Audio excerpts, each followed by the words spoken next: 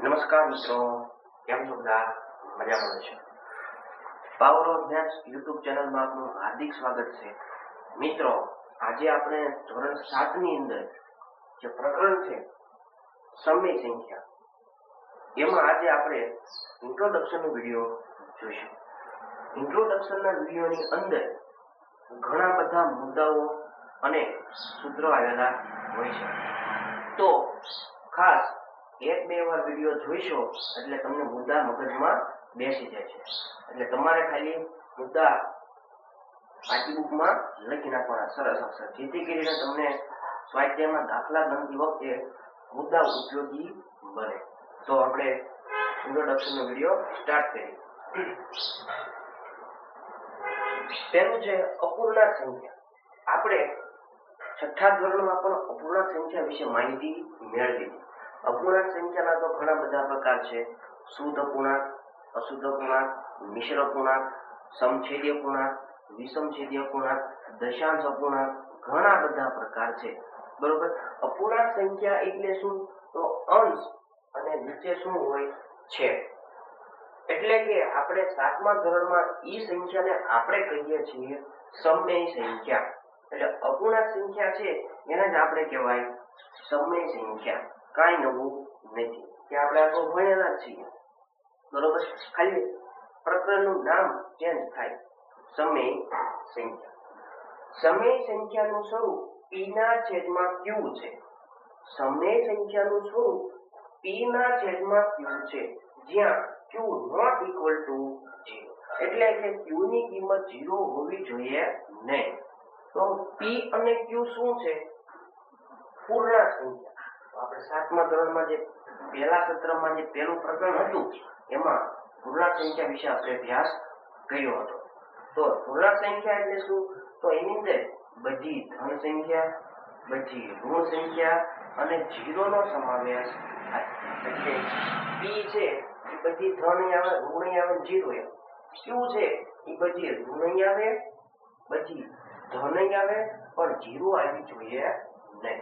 હવે સમય સંખ્યા છે 5/3. આને સમય સંખ્યા કહેવાય? હા, આને સમય સંખ્યા કહેવાય. સમય સંખ્યાનું સ્વરૂપ શું છે? p ના છેદમાં q. એટલે કે ઉપરની સંખ્યા હોય, નીચે સંખ્યા હોય, એવી સંખ્યાને આપણે સમય સંખ્યા કહીએ છીએ. તો આ પણ સમય સંખ્યા છે.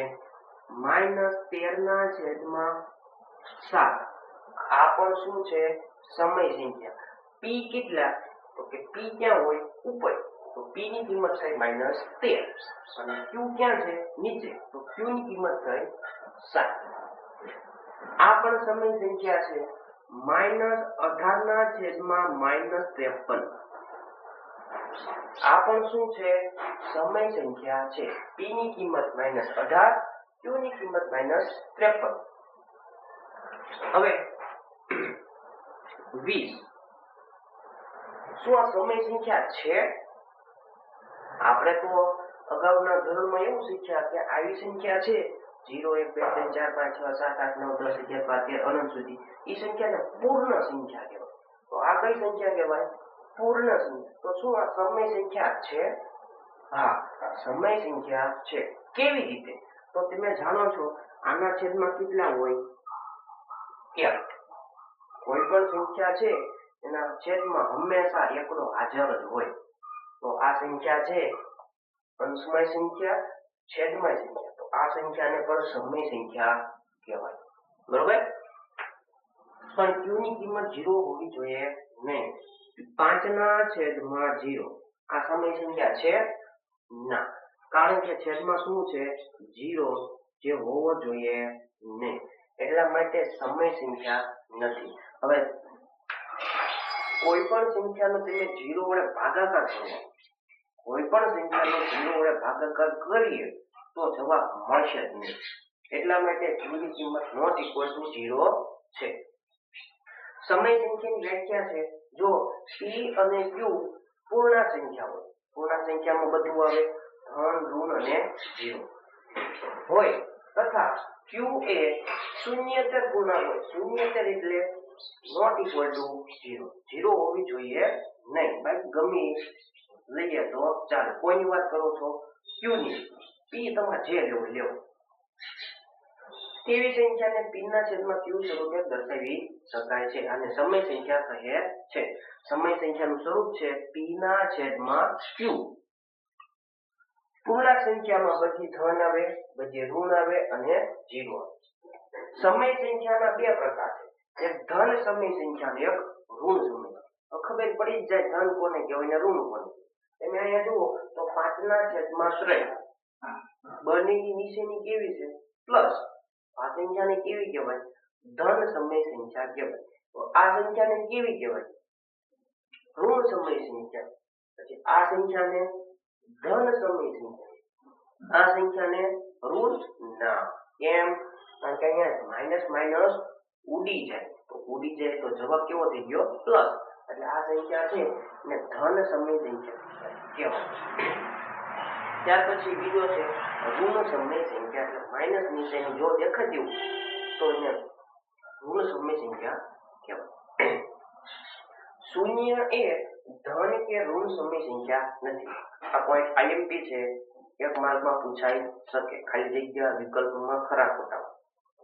શૂન્ય એ એટલે કે 0 એ ધન સમય સંખ્યા નથી અને ઋણ સમય સંખ્યા પણ નથી. એ કઈ છે નહીં, એટલે તટસ્થ કહેવાય. વચ્ચે આવતી સમય સંખ્યા શોધવાનું સૂત્ર છે n+1. તમને કીધું હોય કોઈ પણ બે વચ્ચે સમય સંખ્યા શોધે 10, 100 નું સૂત્ર છે n+1. હવે n એટલે શું? તો રકમમાં તમને કીધું છે કેટલી મેળવો છો? 5.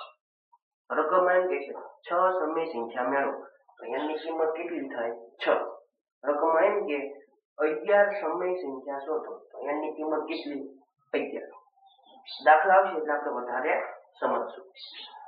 કોઈ પણ બે વચ્ચે અનંત સમય સંખ્યાઓ આવેલી છે. એટલે કોઈ પણ બે સંખ્યા હોય એના વચ્ચે ઘણી બધી સંખ્યાઓ આવેલી છે. 2 અને 3.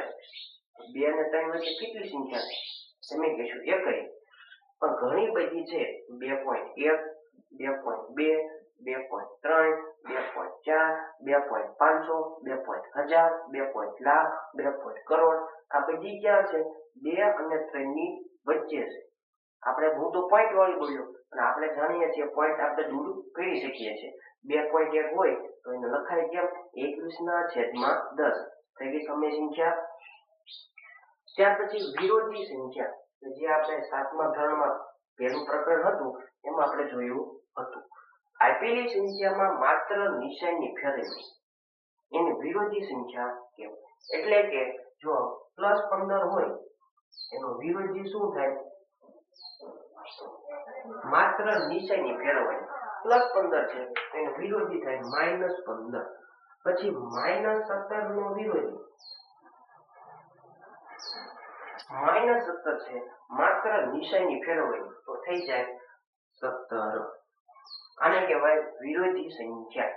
એટલે કે માત્ર નિશાની ફેરવી.